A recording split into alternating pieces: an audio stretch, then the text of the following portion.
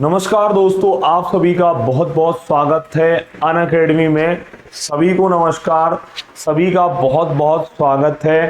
भारत माता की जय, जय श्री राम, जय हिंद। सभी का स्वागत है अनअकैडमी में। तो चलिए, मेरा नाम विकास शुक्ला है और आप सभी आज मेरे साथ पढ़ने वाले हैं करंट अफेयर के साथ स्टैटिक जीके। तो चलिए, सभी का स्वागत है भैया, सभी लोग जुड़ जाइए। सभी को नमस्कार, सभी को नमस्कार, सभी का बहुत बहुत स्वागत है अनअकैडमी के इस चैनल में। तो चलिए, मैं आप सभी को आज की अपनी क्लास स्टार्ट करते हैं बिना देरी किए हुए। मेरा नाम विकास शुक्ला है, एमपी जीके और एन करंट अफेयर बाय विकास सर। मेरा नाम विकास शुक्ला है। चलें, तो अब आपके लिए अनअकैडमी लेकर के आया है धमाका, बम्पर धमाका लेकर के आया है आप सभी के लिए अनअकैडमी गोल। अब अनअकैडमी का गोल भी क्या है? Join MPPSC mains batch starting this week. तो अब ये हमारा एमपीपीएससी का जो मेंस बैच स्टार्ट हो रहा है मेंस के लिए, वो आप हमारी स्क्रीन पर देख पा रहे होंगे। फ्लैट 20% ऑफ अब हो चुका है यहाँ, 20% का डिस्काउंट ऑन ऑल सब्सक्रिप्शन। सभी सब्सक्रिप्शन पर अब क्या मिलेगा आपको बेटा? 20% का डिस्काउंट अवेलेबल है अनअकैडमी में।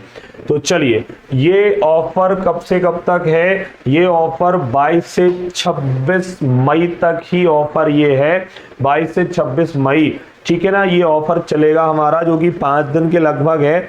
Subscribe now, use code VKS, VKS code का क्या करें आप इस्तेमाल, और ये डिस्काउंट वाला कोर्स आपको अवेलेबल हो जाएगा। ये 20% डिस्काउंट आपको VKS कोड के थ्रू अवेलेबल हो जाएगा। तो अनअकैडमी बम्पर धमाका, बम्पर ऑफर आपके लिए अब ले आया है। 22 से 26 मई तक ये ऑफर चलने वाला है। अब जो हमारा एमपीपीएससी का प्रीलिम्स हो चुका है, उसके बाद अब मेंस की तैयारी में जो हमारे भाई बहन लग चुके हैं, उनके लिए स्पेशल बैच, धुआंधार बैच अनअकैडमी का। VKS कोड का इस्तेमाल करें और आप सभी को यह डिस्काउंट प्राप्त हो जाएगा।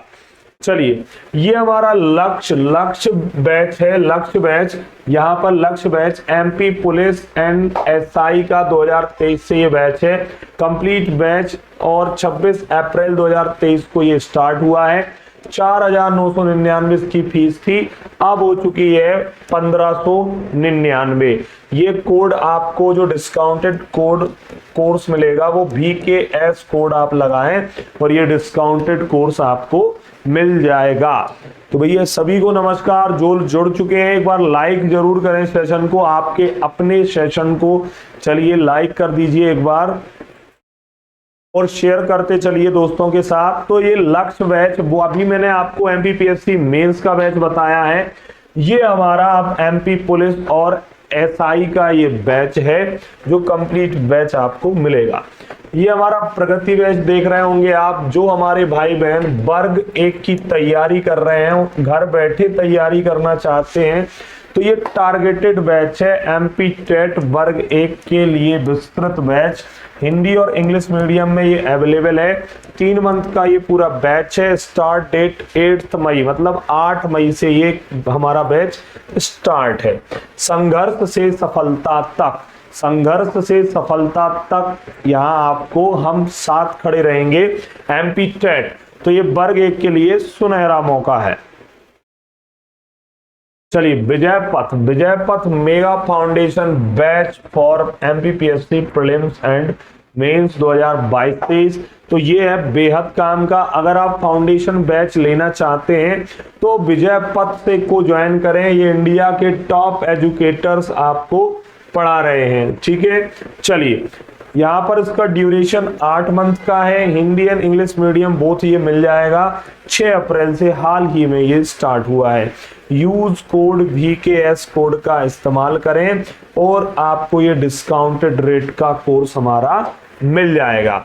चलें, इसके साथ अनअकैडमी के एडवांटेजेस क्या हैं? तो बेटा अनअकैडमी के यहाँ पर एडवांटेजेस आपको मिल जाएंगे, any time anywhere live and recorded session मिलेंगे।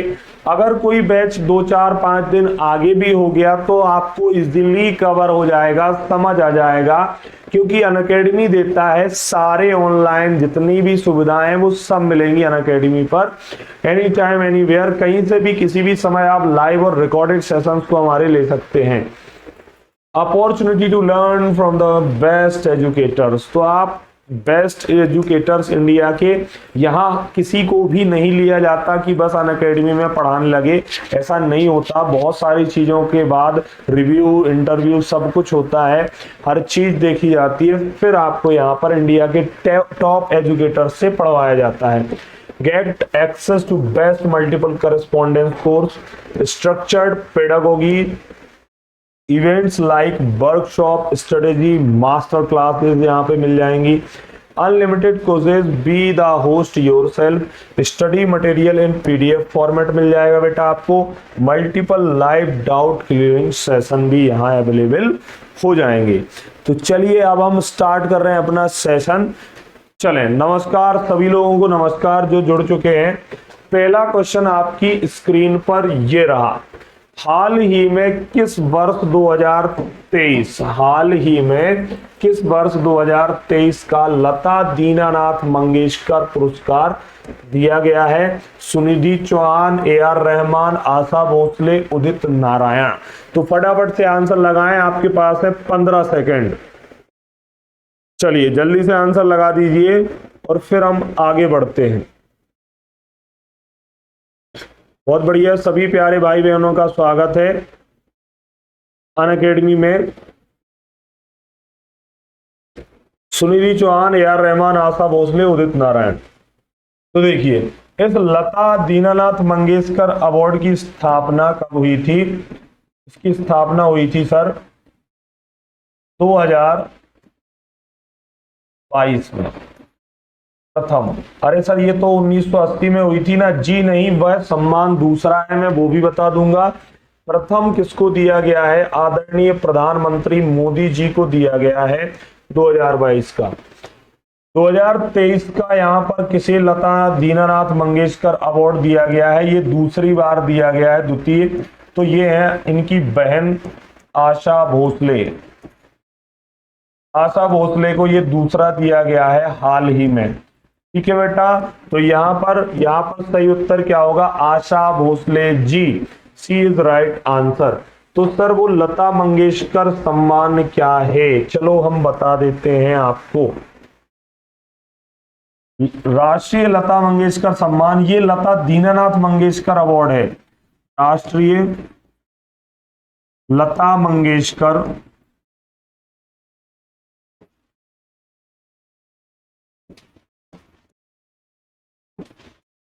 इसकी स्थापना 1980 में हुई थी। पुरस्कार राशि, तो बेटा पुरस्कार राशि यहां पर अगर आपसे बोला जाता है तो पुरस्कार राशि आपको मिलेगी 5 लाख। पुरस्कार राशि कितनी बेटा? 5 लाख रुपए यहां पर दी जाएगी। क्लियर है? यहां पर अगर आपसे बोला जाता है कि 2022 के लिए किसे दिया गया, 2022 के लिए कुमार सानू जी का नाम सुना होगा आपने, कुमार सानू।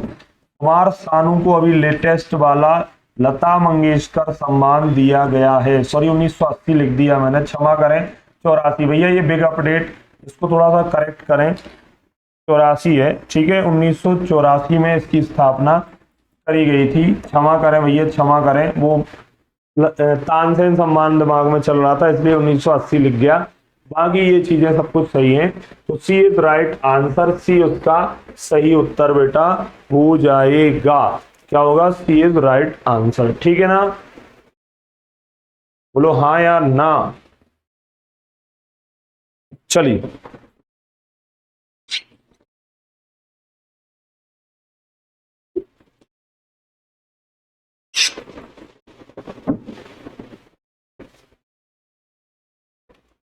ये खड़ी हैं हमारी आशा दीदी।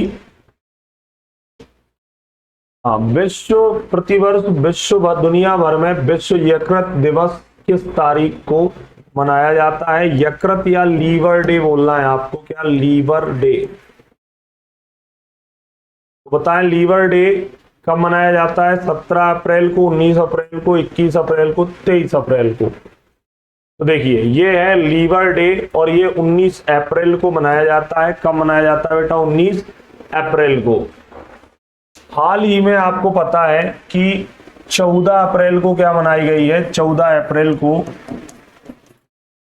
अंबेडकर जयंती।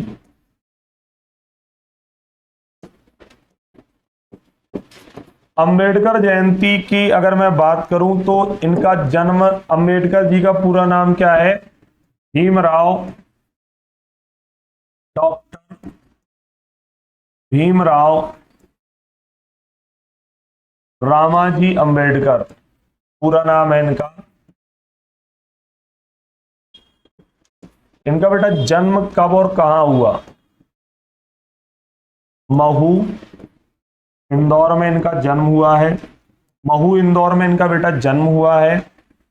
1891 में इनका जन्म हुआ है। 14 अप्रैल को इंदौर, महू इंदौर के अंतर्गत 1891। ये क्या थे? प्रारूप या ड्राफ्टिंग कमेटी, प्रारूप समिति के अध्यक्ष। जो संविधान का प्रारूप तैयार किया गया उस प्रारूप समिति के अध्यक्ष, प्रेसिडेंट ऑफ ड्राफ्टिंग कमेटी, ठीक है, प्रारूप समिति के अध्यक्ष। और इनको भारत रत्न दिया गया है बेटा।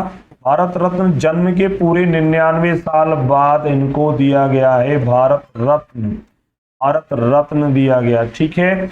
और अंबेडकर जी की अगर मैं बात करूं तो अंबेडकर जी की बात करूं मैं तो वर्ष 2003 में महू का नाम बदलकर, महू का नाम क्या कर दिया गया बेटा? कमेंट करिए, अंबेडकर नगर।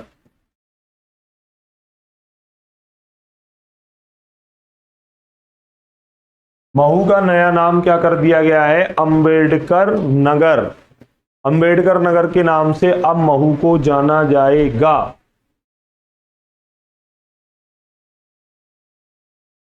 ठीक है ना? चलें नेक्स्ट आगे बढ़ते हैं हम। ये देखिए 19 अप्रैल को वर्ल्ड लीवर डे मैंने आपको बता दिया। हाल ही में कौन अज्ञात शवों का डीएनए डाटाबेस बनाने वाला भारत का पहला राज्य बना? तो डीएनए डेटाबेस क्या है? जैसे आपने देखा होगा कि जो अज्ञात शव होते हैं, कहीं पे भी मान लो उनको किसी के घर वाले छोड़ के चले जाते हैं या कुछ भी होता है, तो जैसे कोई त्रासदी हो गई तो यहाँ पर क्या किया जाता है? इसके माध्यम से बेटा, इसकी शिनाख्त करना कि भैया ये कौन किसके परिवार का हिस्सा है, डीएनए के माध्यम से। तो अरुणाचल प्रदेश, पश्चिम बंगाल, हिमाचल प्रदेश या उत्तर प्रदेश? लगाएं फटाफट आंसर। देखिए सही उत्तर है हिमाचल प्रदेश। हिमाचल प्रदेश ऐसा पहला राज्य बना भारत का जिसने अज्ञात शवों का डीएनए डेटाबेस तैयार किया है। अच्छा, अरुणाचल प्रदेश की अगर मैं बात करूं तो इसकी कैपिटल ईटानगर है। यहां आपको तवांग बौद्ध मठ मिल जाएगा, तवांग मठ यहां पर है। सूर्योदय की भूमि भारत में प्रथम सूर्योदय यही होता है। भारत की सूर्योदय की भूमि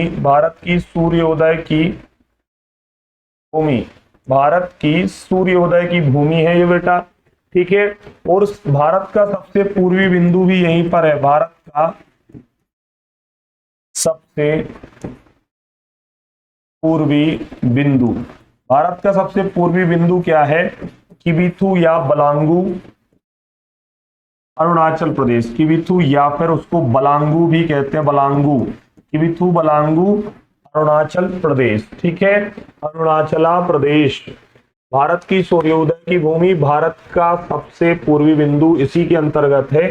किबिथु और बलांगू अरुणाचल प्रदेश इसलिए इसको अरुणाचल कहा जाता है, क्योंकि सूरज सबसे पहले मध्य यहाँ पर भारत में अरुणाचल में निकलता है। ठीक है, अरुणाचल प्रदेश इसका ये डिस्क्रिप्शन बताया मैंने, बाकी आंसर हिमाचल प्रदेश है। एक बात आप ये बहुत ही अच्छे से ध्यान रखना, प्रेमा खांडू जी यहाँ के क्या है, वर्तमान में चीफ मिनिस्टर। कौन है? प्रेमा खांडू।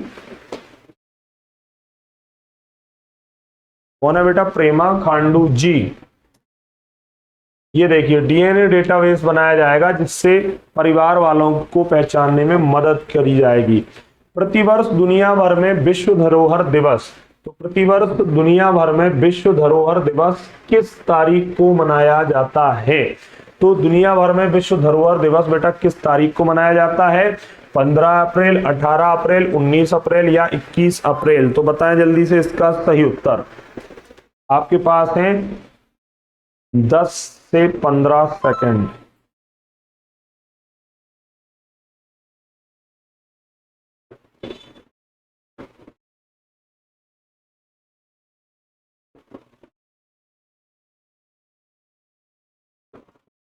चलिए, तो विश्व धरोहर दिवस यहाँ 18 अप्रैल को मनाया जाता है भारत के विश्व के अंतर्गत।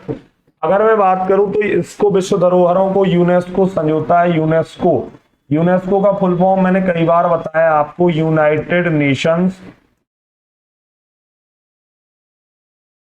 Educational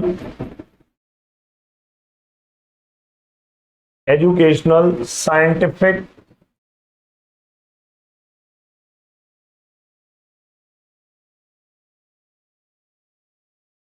cultural Organization. इसका हेडक्वार्टर कहां पर है बेटा? पेरिस, फ्रांस की राजधानी पेरिस में इसका क्या है? हेडक्वार्टर। फ्रांस की राजधानी पेरिस के अंतर्गत आपको इसका हेडक्वार्टर मिल जाएगा। क्लियर है बेटा? चलिए, तो इतनी चीजें आपको इसमें याद रखनी है। एक चीज और मैं बताता हूं आपको, विश्व धरोहरों का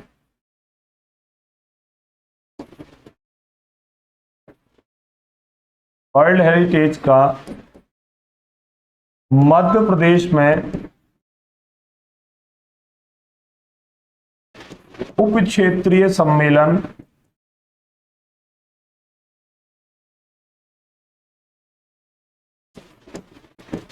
कहां आयोजित किया गया? उप क्षेत्रीय सम्मेलन कहां आयोजित किया गया है? तो विश्व धरोहरों का उप क्षेत्रीय सम्मेलन कुशाभाऊ ठाकरे हॉल भोपाल के अंतर्गत इसका आयोजन किया गया था। कहां पर किया गया था भैया?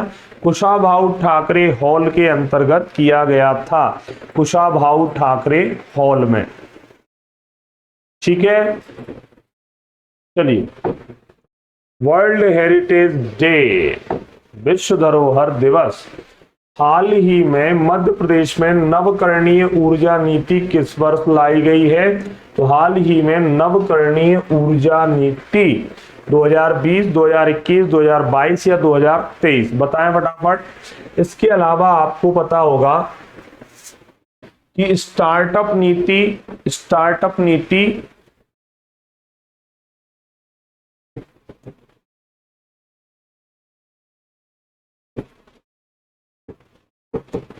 स्टार्टअप नीति लाने वाला भारत का प्रथम राज्य कौन सा है?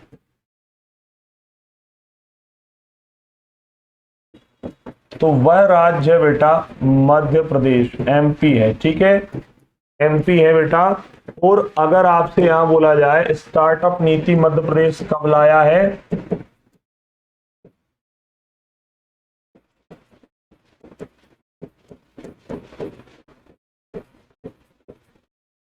2022। ठीक है, भारत में पहला राज्य है मध्य प्रदेश जो क्या लाया है? अपनी स्टार्टअप पॉलिसी, स्टार्टअप नीति 2022।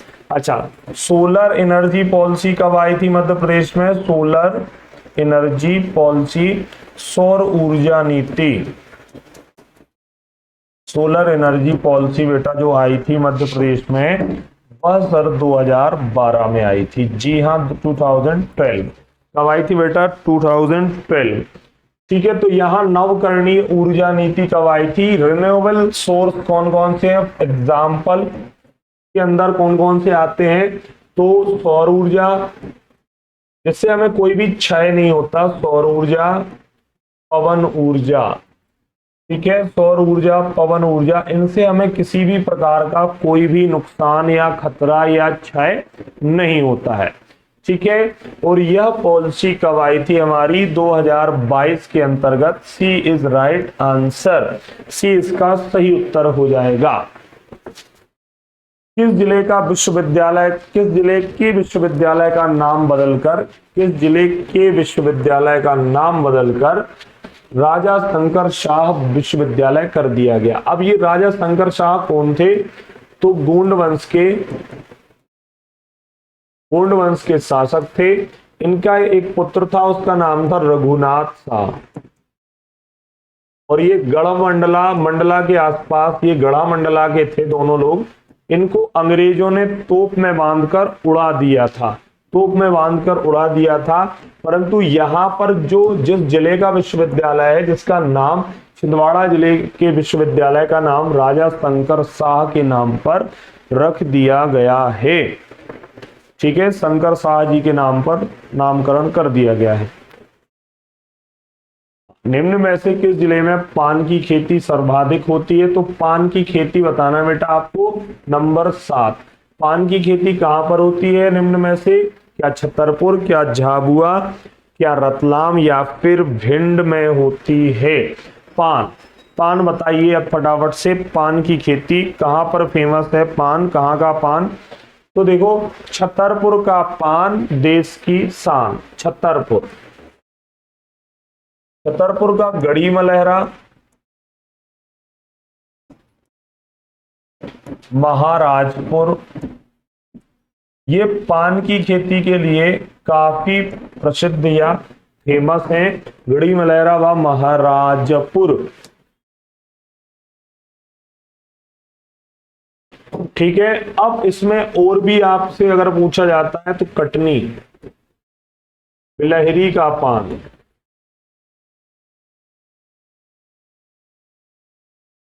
बिलहरी पान बेटा कटनी के अंतर्गत, ये भी आपके लिए एक इंपॉर्टेंट है, बिलहरी का पान कटनी। ठीक है ना? चलिए, गढ़ी मलहरा और महाराजपुर, छतरपुर के अंतर्गत पान की सर्वाधिक खेती की जाती है। अगला प्रश्न, मध्य प्रदेश में सर्वाधिक किस प्रकार के किसान पाए जाते हैं? तो बताइए, मध्य प्रदेश में सबसे ज्यादा किस प्रकार के किसान पाए जाते हैं? अच्छा, यहां पर अगर मैं बात करूं आपसे, तो मध्य प्रदेश में ग्रामीण जनसंख्या कितनी रहती है? 2011 की जनगणना के अनुसार मध्य प्रदेश में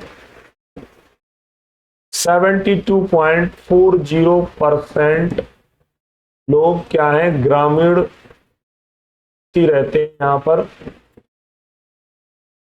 गांव में कितने लोग निवास करते हैं? 72.40। तो मध्य प्रदेश में सर्वाधिक किस प्रकार के किसान हैं? सीमांत, या इनको कहते हैं हम मार्जिनल फार्मर।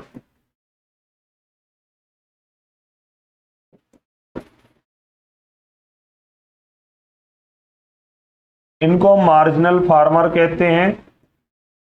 1 हेक्टेयर से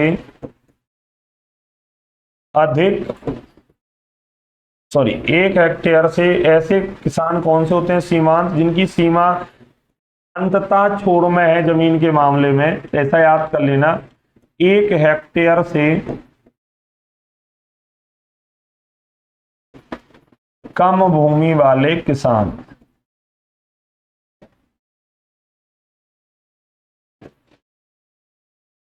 एक हेक्टेयर से कम भूमि वाले किसान, और ऐसे किसान 41% आपको मध्य प्रदेश में मिल जाएंगे। ठीक है, और मध्य प्रदेश की लगभग 49% भूमि पर कृषि कार्य किया जाता है। 59% भूमि पर क्या किया जाता है बेटा, कृषि कार्य यहाँ पर मध्य प्रदेश में किया जाता है। ठीक है,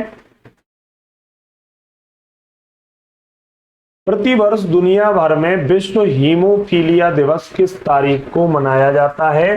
तो विश्व में हीमोफीलिया दिवस आपको बताना है बेटा, प्रतिवर्ष दुनिया भर में विश्व हीमोफीलिया दिवस किस तारीख को मनाया जाता है? तो बताएं फटाफट। विश्व हीमोफीलिया दिवस 13 अप्रैल, 13 अप्रैल, 15 अप्रैल, 17 अप्रैल या 19 अप्रैल?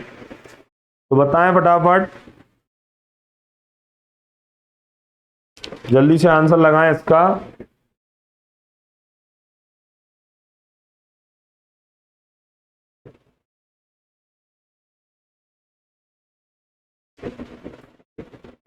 जल्दी से बताएं आंसर।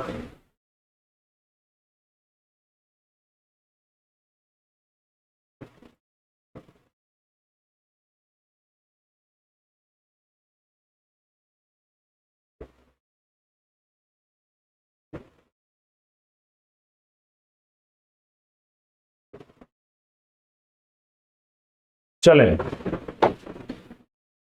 फ्रैंक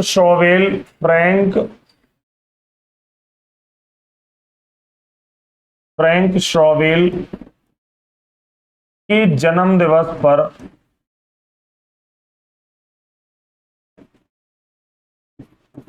प्रतिवर्ष 17 अप्रैल को हीमोफीलिया डे मनाया जाता है। ठीक है, विश्व हीमोफीलिया दिवस फ्रैंक शोवेल के जन्म दिवस पर 17 अप्रैल को प्रतिवर्ष यहां मनाया जाता है। ये देखिए, वर्ल्ड हीमोफीलिया डे, विश्व हीमोफीलिया दिवस 17 अप्रैल, वर्ल्ड हीमोफीलिया डे 17 अप्रैल।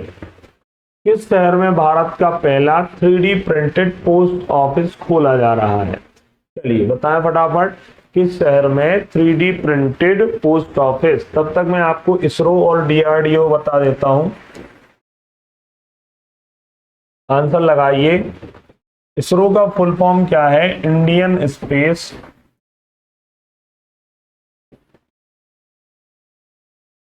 Research Organisation, Indian Space Research Organisation. DRDO का फुल फॉर्म क्या है? Defence research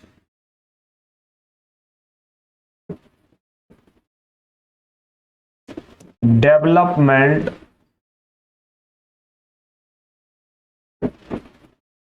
organisation, Defence Research Development Organisation, DRDO। ठीक है, DRDO। चलिए, अब इसकी स्थापना कब करी गई थी बेटा? एस्टेब्लिश इन ईयर, तो ये 15 अगस्त 1969। इसकी स्थापना कब करी गई थी बेटा? तो इसकी स्थापना करी गई थी 1958। अच्छा, इसका ध्येय वाक्य बताइए आप कि ध्येय वाक्य क्या है इसका? ध्येय वाक्य से प्रश्न आ सकता है। ध्येय वाक्य, हेडक्वार्टर कहां पर है बेटा? तो इसका हेडक्वार्टर है बेंगलुरु,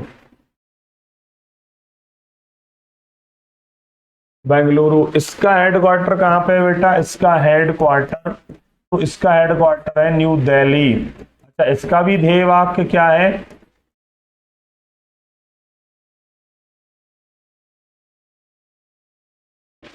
ध्येय वाक्य बताएं फटाफट से। बलस्य मूलम विज्ञानम, बलस्य मूलम विज्ञानम, इसका आप बताएं। बलस्य मूलम विज्ञानम, इसका काम क्या होता है? इसरो का काम है सैटेलाइट या उपग्रह निर्माण व लॉन्च करना। किसका काम है? इसरो का या फिर DRDO का।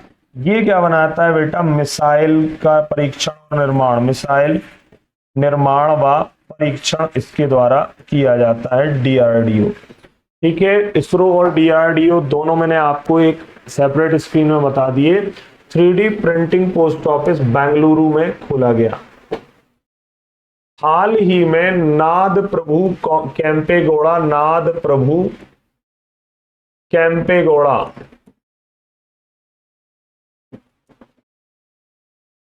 की प्रतिमा का अनावरण मोदी जी ने किया है। तो यह प्रतिमा कहां अनावरित की गई है?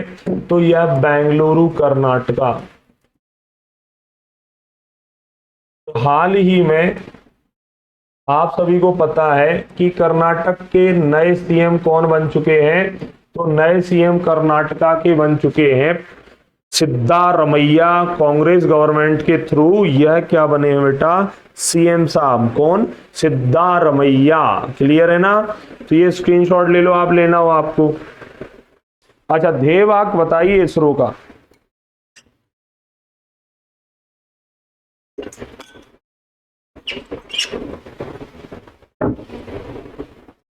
इसरो का ध्येय वाक्य क्या है?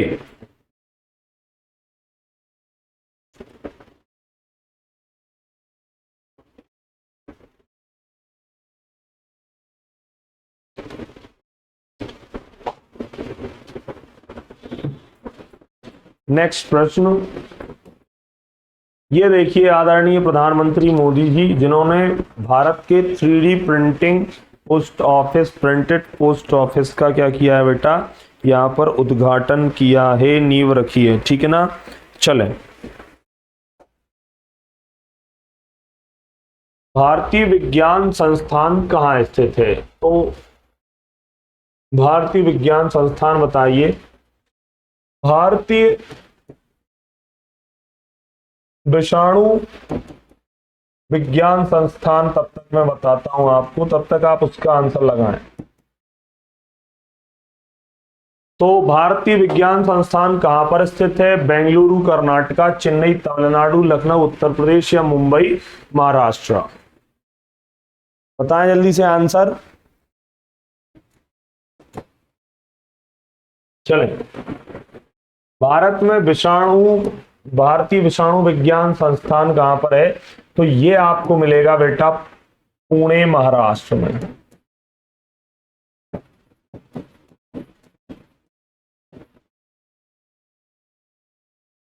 जबकि भारतीय विज्ञान संस्थान आपको मिलेगा बेंगलुरु में। बेंगलुरु के अंतर्गत आपको ये देखने को मिल जाएगा। ठीक है, सीडेक पुणे, सीडेक का कार्यालय कहां पर है? ये देखिए, ये क्या है हमारा? ये है भारतीय विज्ञान संस्थान, इंडियन इंस्टीट्यूट ऑफ साइंस। केंद्रीय गन्ना अनुसंधान, sugar cane research centre of India. तो central sugar cane research centre of India, तो कहां पर है ये बेटा? बताएं जल्दी से।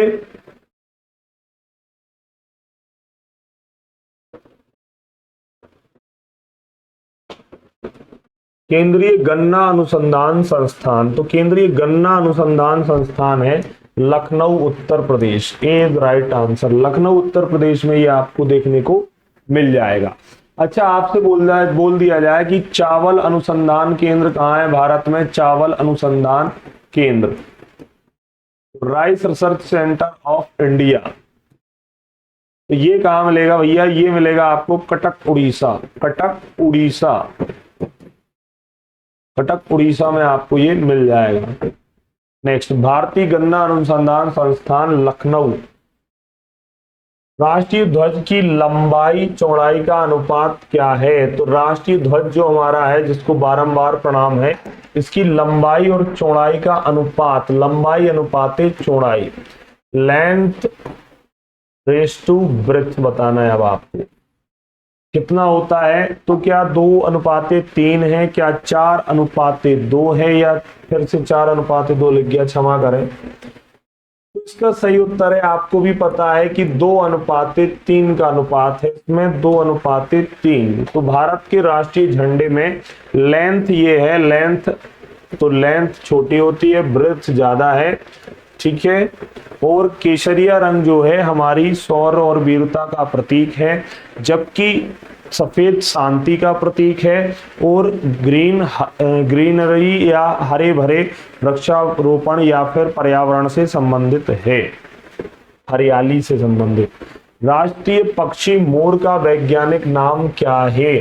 तो मोर का वैज्ञानिक नाम बताइए फटाफट से आप सभी, क्या है मोर का वैज्ञानिक नाम? देखिए, भारत का राष्ट्रीय वृक्ष कौन सा है? भारत का राष्ट्रीय वृक्ष, भारत का राष्ट्रीय वृक्ष कौन सा है? तो देखिए, भारत का राष्ट्रीय वृक्ष आपको मिलेगा बट या फिर बरगद, जो मध्य प्रदेश का भी है। इसको कब भारत ने स्वीकारा था राष्ट्रीय वृक्ष के तौर पे? तो क्या आपको पता है?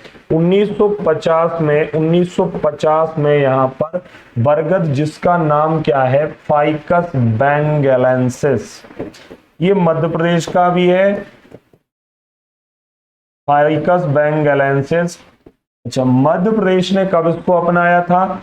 तो मध्य प्रदेश की अगर हम बात करें, मध्य प्रदेश ने 1 नवंबर, जब इसका स्थापना दिवस था 1 नवंबर, तो 1 नवंबर 1981 को इसे अपना राजकीय वृक्ष घोषित किया था। राजकीय पक्षी मोर है, जबकि मध्य प्रदेश का दूधराज है। तो पावोक्रिस्टेटस इसका क्या है बेटा?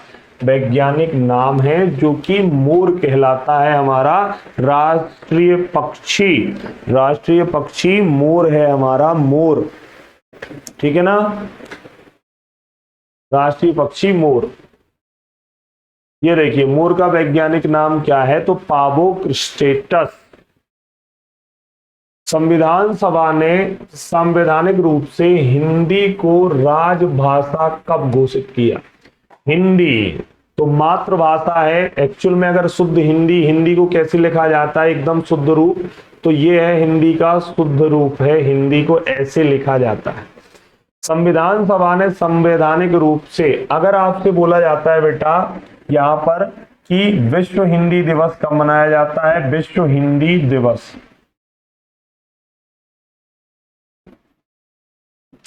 फिर आपसे बोला जाता है भारतीय हिंदी दिवस,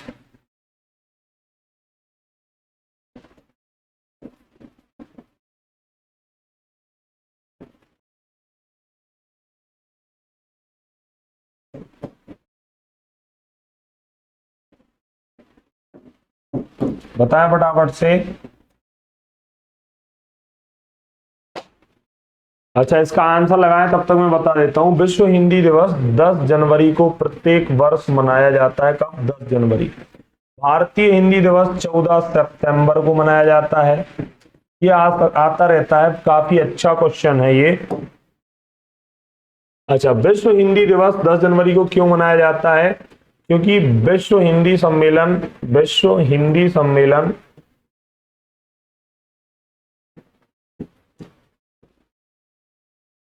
10 जनवरी 1975 को प्रथम हुआ था नागपुर में। नागपुर, नागपुर कहाँ है? महाराष्ट्र में, आपको भी पता है,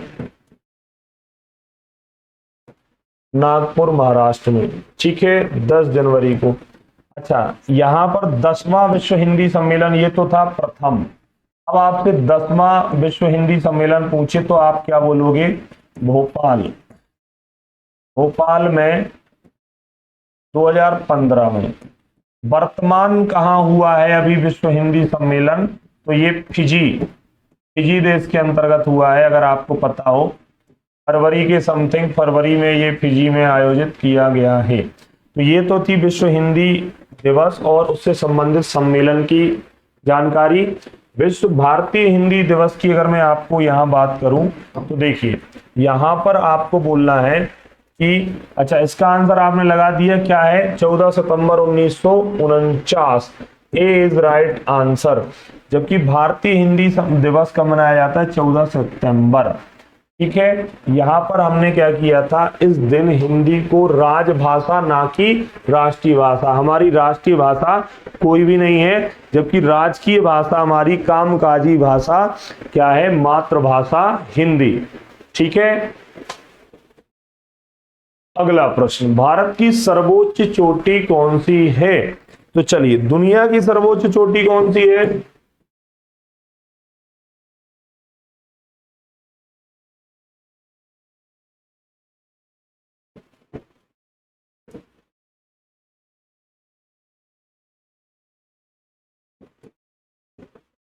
तो वो है माउंट एवरेस्ट। ये किसका हिस्सा है? हिमालय।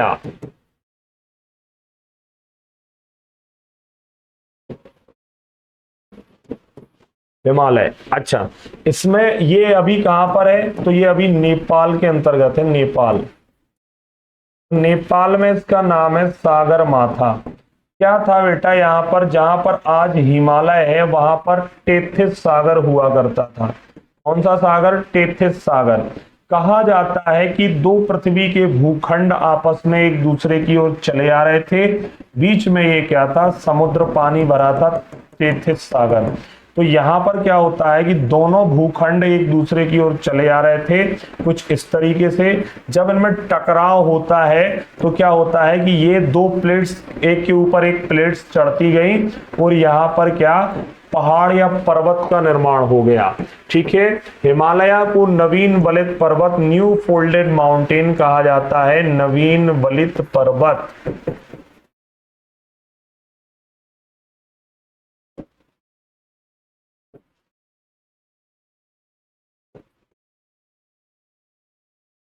नवीन बलित पर्वत।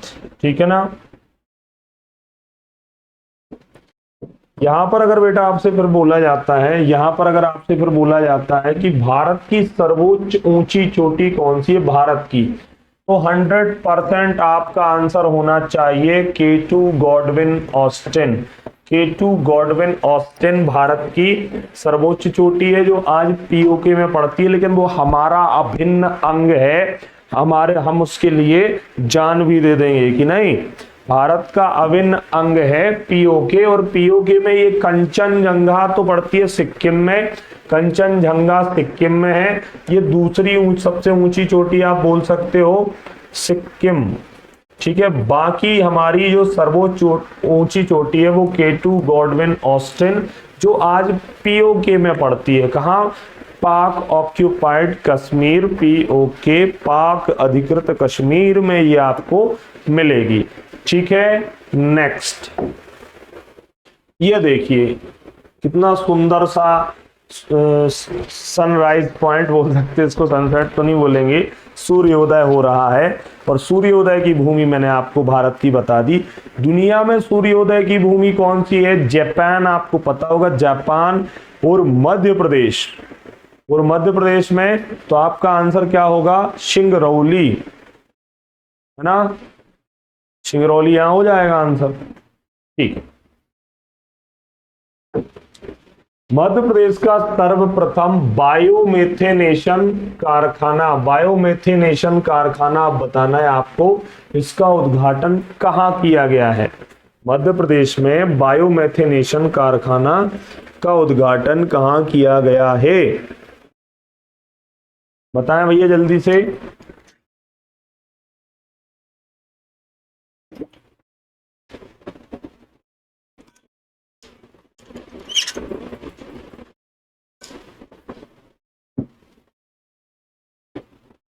चले, बायोमेथेनेशन कारखाना का उद्घाटन कहां हुआ? मुरैना, भोपाल, ग्वालियर या मंदसौर? तो बेटा ये भोपाल इसका सही उत्तर है, D B is right answer. Bhopal में मेथेनेशन, बायोमेथेनेशन कारखाना स्थापित किया गया है। ठीक है। हाँ, मध्य प्रदेश उद्योग विकास निगम की स्थापना कब हुई थी? आप कमेंट करिए। चंबल नदी घाटी परियोजना की स्थापना किस वर्ष की गई? एग्जाम में ये पूछा गया था।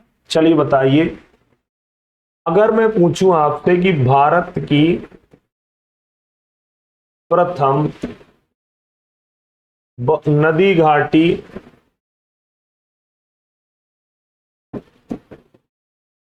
बहुउद्देशीय परियोजना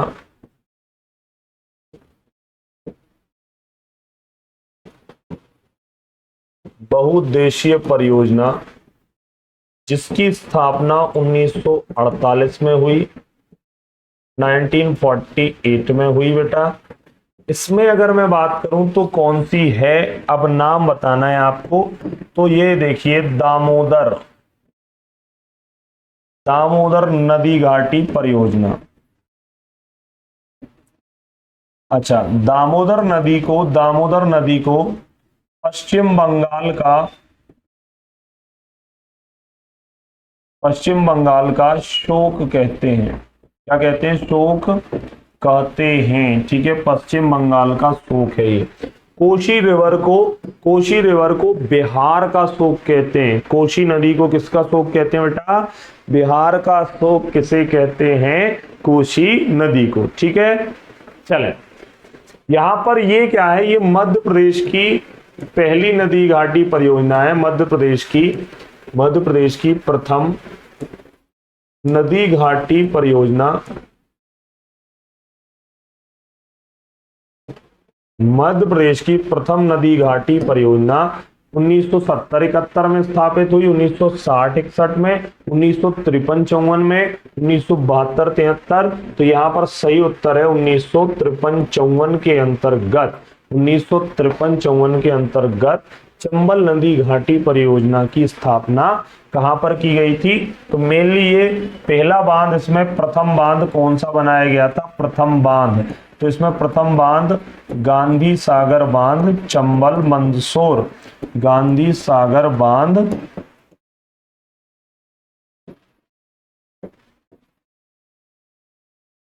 चंबल मंदसौर। क्लियर है ना बेटा? चलिए अब हम आगे बढ़ते हैं। देखिए ये है गांधी सागर बांध, गांधी सागर बांध। पन्ना राष्ट्रीय उद्यान जैव मंडल आरक्षित क्षेत्र को यूनेस्को में कब शामिल किया गया? तो पहली बात, पन्ना राष्ट्रीय उद्यान जैव मंडल आरक्षित क्षेत्र की बात कर रहे हैं। यूनेस्को में कब शामिल किया गया? यूनेस्को डेट इसकी अलग है, स्थापना डेट इसकी अलग है। लगाओ आंसर।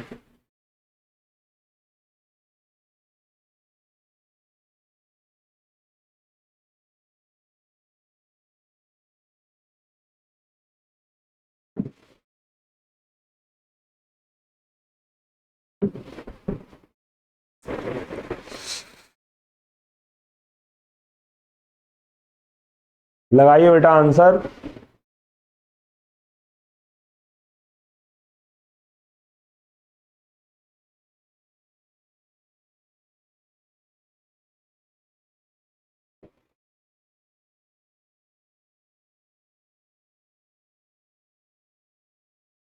तो देखिए, अच्छा, मध्य प्रदेश का प्रथम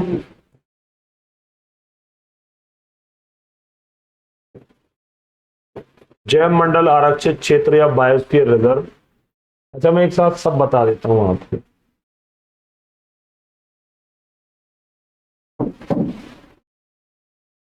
मध्य प्रदेश का प्रथम बायोस्फीयर रिजर्व पचमढ़ी नर्मदापुरम।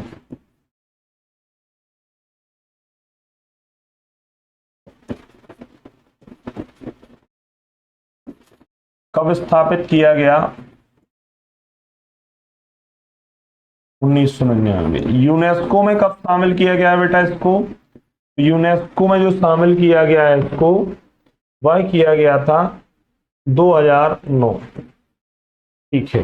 दूसरा, अचान कमार अमरकंटक।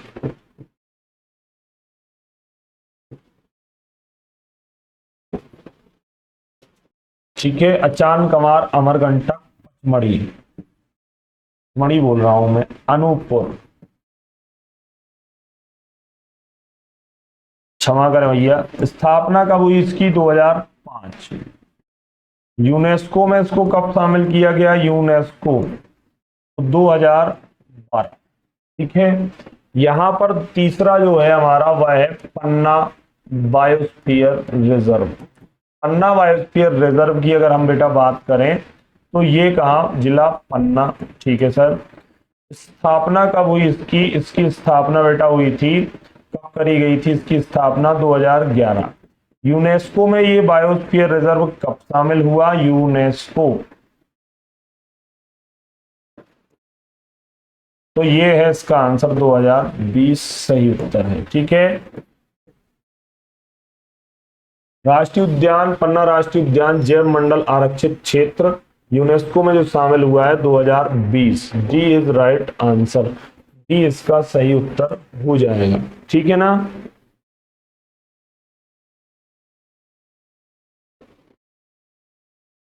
चलिए आगे बढ़ते हैं हम। ये देखिए 12वां जैव मंडल आरक्षित क्षेत्र के रूप में यूनेस्को में शामिल हुआ है पन्ना टाइगर रिजर्व, पन्ना बायोस्फीयर रिजर्व। महाजनपद युग जो था, इसमें अवंती की दक्षिणी राजधानी क्या थी? तो देखो मध्य प्रदेश भारत 16 महाजनपदों में विभक्त था। महाजनपदों में, जैसे आज राज्यों में उस टाइम पे महाजनपद 16 हुआ करते थे, जिनका उल्लेख अंग्युत्तर निकाय में आपको, बौद्ध ग्रंथ है ये क्या है? बौद्ध ग्रंथ। इसका उल्लेख आपको अंग्युत्तर निकाय में बौद्ध ग्रंथ में मिल जाएगा।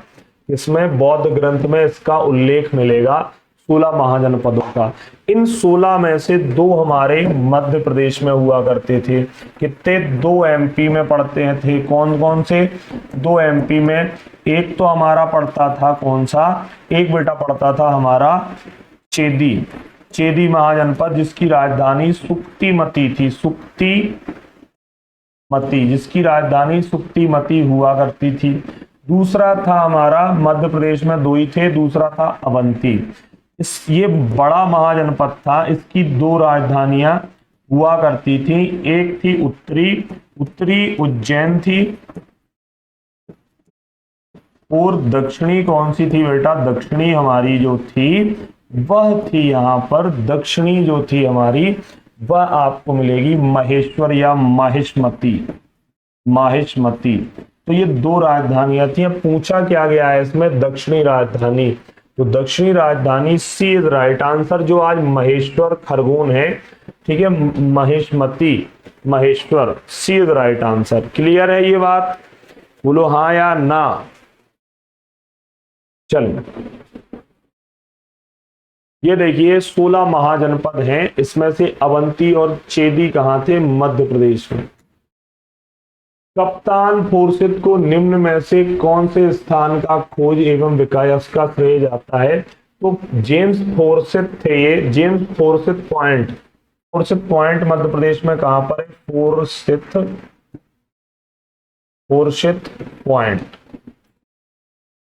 खुर्शीद पॉइंट कहां पर है बेटा? मध्य प्रदेश में पचमढ़ी नर्मदापुरम।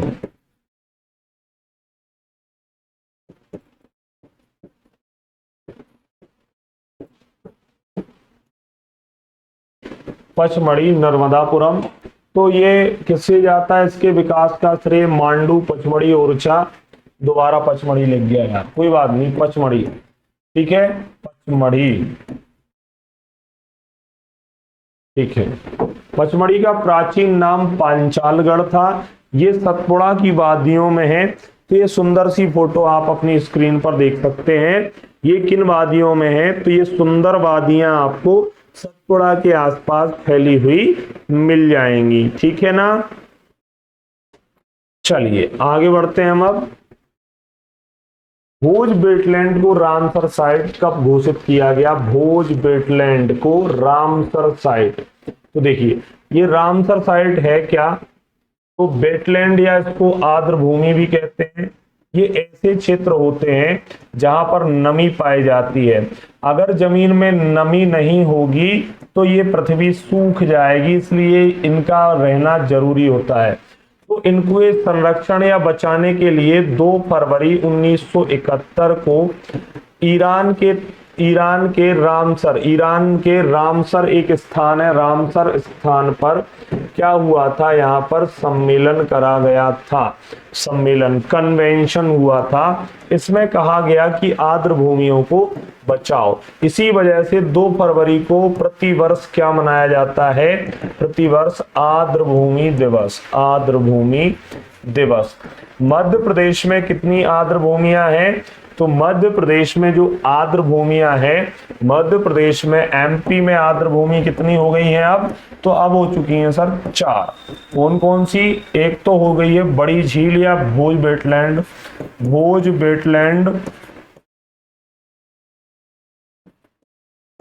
बड़ी झील भोपाल, बड़ी झील भोपाल।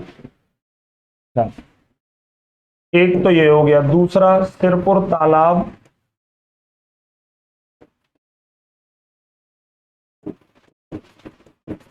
सिरपुर तालाब इंदौर। नंबर 3 यशवंत सागर इंदौर। नंबर 4 शांख सागर,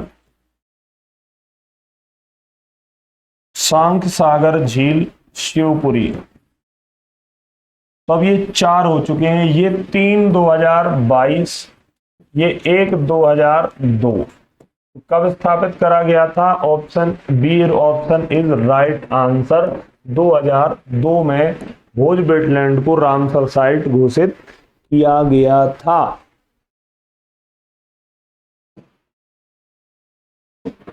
ये देखिए, ये है एक नजारा भोपाल की बड़ी झील, जिसको झीलों का शहर कहा जाता है। क्या कहा जाता है बेटा? झीलों का शहर, झीलों का शहर भोपाल। ठीक है ना?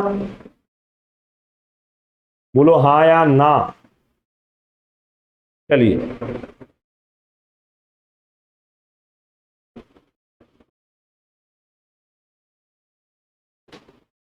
अगले प्रश्न का आंसर लगाइए आप। लगाएं आंसर इसका।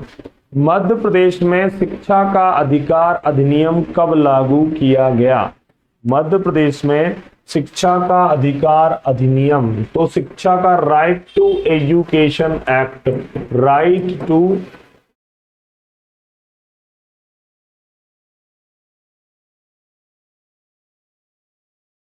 तो मुफ्त शिक्षा हेतु, मुफ्त शिक्षा बच्चों को देने हेतु ये राइट टू एजुकेशन एक्ट था बेटा। और कब ये आया था? तो ये सर 2009, लेकिन यहां शब्द है लागू किया गया। PYQ है, ये एग्जाम में पूछा गया है, प्रीवियस ईयर क्वेश्चन। तो 1 अप्रैल 2010 से यहां इसको क्या किया गया था? संपूर्ण मध्य प्रदेश में इस अधिनियम को लागू किया गया था। ठीक है,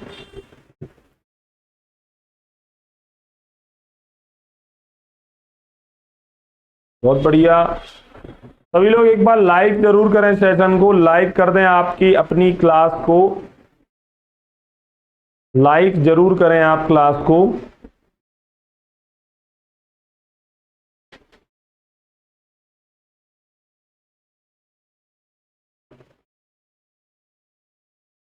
चलिए,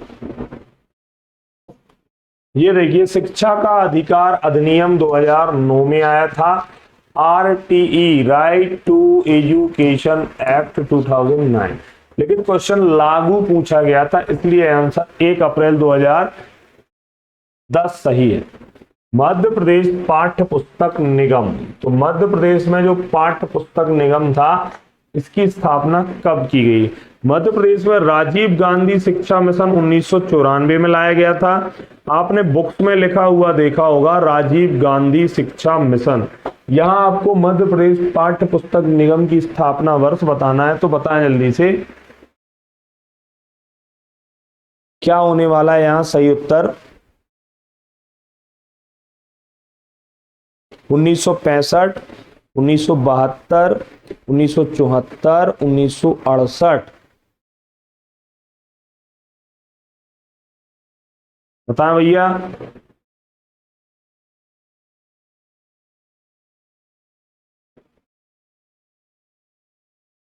चले, तो पाठ्य पुस्तक निगम, इसका हेडक्वार्टर तो भोपाल में है, भोपाल।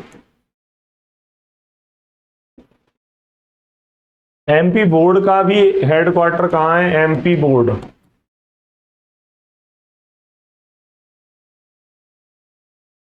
हमारी राजधानी भोपाल में है। 1965 में इसकी क्या करी गई थी? स्थापना।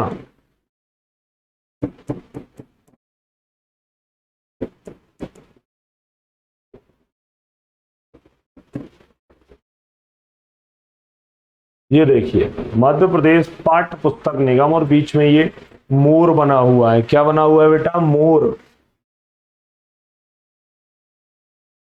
चलें आगे बढ़ते हैं हम।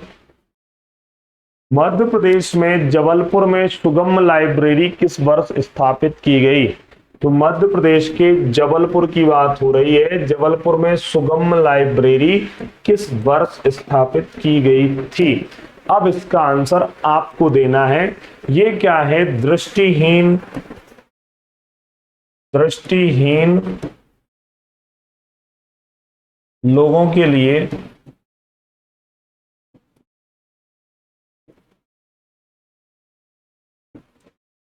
ई लाइब्रेरी है। इलेक्ट्रॉनिक माध्यम से ये लाइब्रेरी है। ई लाइब्रेरी है और यह मध्य प्रदेश के जबलपुर के अंतर्गत आपको देखने को मिल जाएगी। ठीक है, यहां पर इसकी स्थापना कब की गई? इसका आंसर आप सभी को होमवर्क में कमेंट बॉक्स में देना है। कहां देना है? कमेंट बॉक्स में। कमेंट बॉक्स में इसका आंसर आप सभी दीजिएगा। ठीक है ना? अच्छा, तो अब ये सेशन होता है आज का हमारा यहाँ पर समाप्त। तो ये देखिए जबलपुर की डिजिटल लाइब्रेरी। अच्छा, ये और आप लगाइएगा, मध्य प्रदेश में जवाहर नवोदय विद्यालय किस वर्ष संचालित किए गए? जवाहर नवोदय विद्यालय तो 1986 बी इज राइट आंसर। चलिए अब हम अलविदा कहेंगे। आप सभी को ऑफर आपने देख ही लिया है।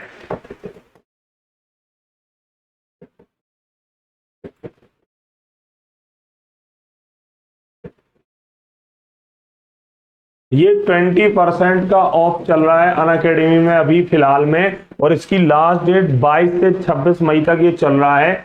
मेंस का बैच भी हमारा स्टार्ट हो चुका है और सभी सब्सक्रिप्शंस पर अब भारी छूट 20% की यहाँ पर डिस्काउंट आपको मिल जाएगा। ठीक है, यहाँ पर कोड यूज करना है आपको VKS, use code VKS code का करना है आपको इस्तेमाल, और ये डिस्काउंटेड कोर्स आपको मिल जाएंगे। तो चलिए सभी प्यारे भाई बहनों का धन्यवाद बने रहने के लिए, जुड़ने के लिए।